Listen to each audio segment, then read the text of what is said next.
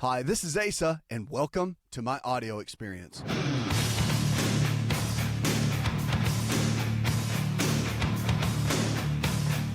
Let's talk about it. Your health, your life. Remember, if the body can get sick, it can also get well. Lifestyle is the medicine. It's the choices that we make every single day that will determine the kind of health we're going to have. And when you look at it, and you look at your health, it all comes down to our choices. So if you need one of our lifestyle providers, I want to tell you that we've got great lifestyle providers around the country that we partner with. And find someone in your area. If you need help, just give us a call, 888-283-7272. What about strokes? I want to talk a little bit about that because I think stroke, when you say stroke, it can leave fear in a lot of people. I think uncertainty is another good word too. Stroke just sounds bad, right? It just sounds scary. It sounds like one of those things like if you have a stroke, you're left either debilitated or you're going to die.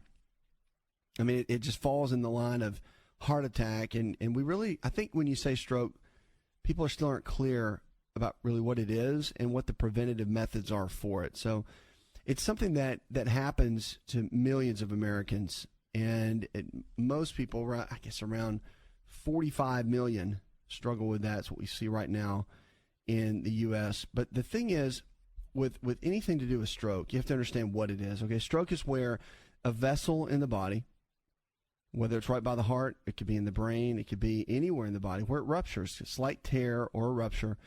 And the theory behind it is with plaquing of the arterial walls, that if there's too much plaque, then it can cause a hardening, and that hardening could cause a rupture if there's a weakening of the vessels. But there's different theories and thoughts behind it. That's conventional, and that's what we pretty much accept in regular evidence-based medicine right now.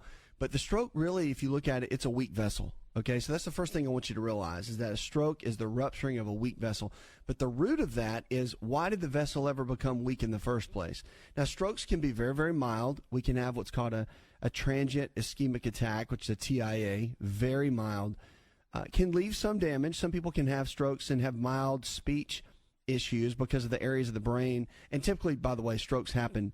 The strokes happen in the brain. And so you've got these small vessels that can happen there and tear. And they're very, very fragile if the nutrition is not right in the body. It's been pegged as genetic mostly. And for the most part, there's a good genetic component to it, but it's not everything. It's not like 90% genetics. It really has to do with so much of our lifestyle choices every day. I mean, if you look at somebody's lifestyle and they've had a stroke, I mean, it tells the story. Rarely do you see somebody extremely healthy that has stroke, okay? And if you'll notice, stroke doesn't happen until later on in years.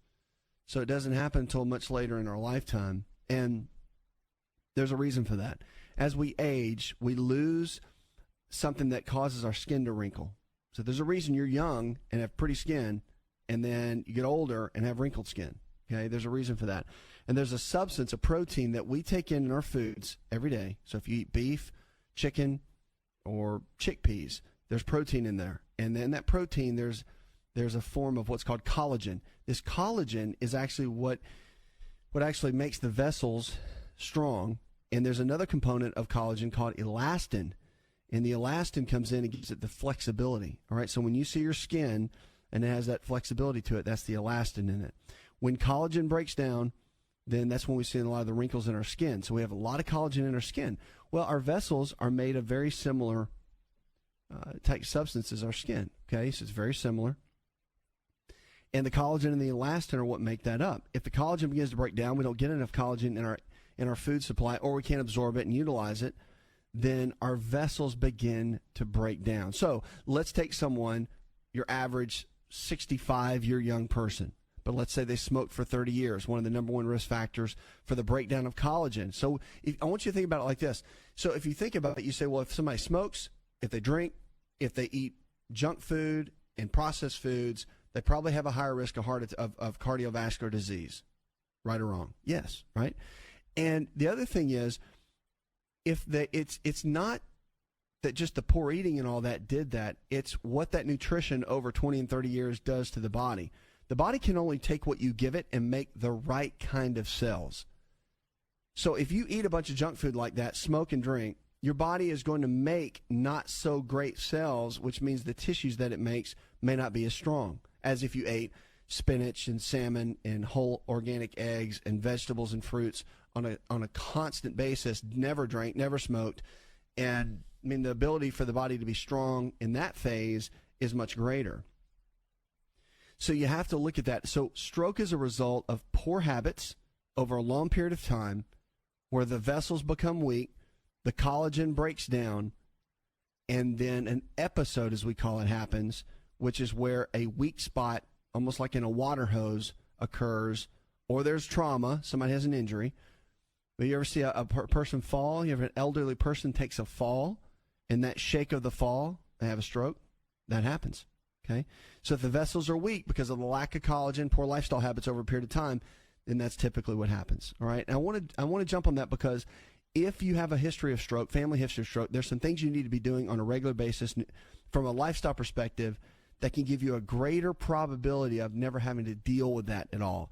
And having walked through a stroke with so many loved ones and patients over the years and people that, and just seen it happen, and with friends and family members, it's a tough one.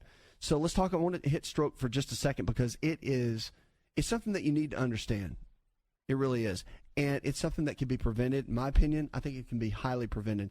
There was a guy who, he was a scientist and a researcher, Dr. Linus Pauling, and he won the Nobel Peace Prize for vitamin C and the research for vitamin C. Found out that beyond scurvy, which is an old condition for severe vitamin C deficiency, he found that vitamin C was actually one of the root causes for heart disease. And he theorized that the plaquing that we see in the arterial walls is actually weak spots in the arteries, in the vessels, and it's the body's ability to try to repair it and to kind of plug it up. Well, when you have high levels of vitamin C in the body on a regular basis by eating tons of fruits and vegetables or by using supplemental form of it, then the vessels get stronger. The plaque can move away and the vessels start to strengthen up. So he found that, and again, medicine was mixed on the theory, but it's pretty amazing if you look at it on what happens when you take higher doses of vitamin C. Now, considering 1.5% of Americans actually eat fruits and vegetables, we're not getting enough of it, that's for sure. So I'm going to give you some quick tips, okay? Number one, to prevent, you want to use hydrolyzed collagen on a regular basis is something great. I use it every single day.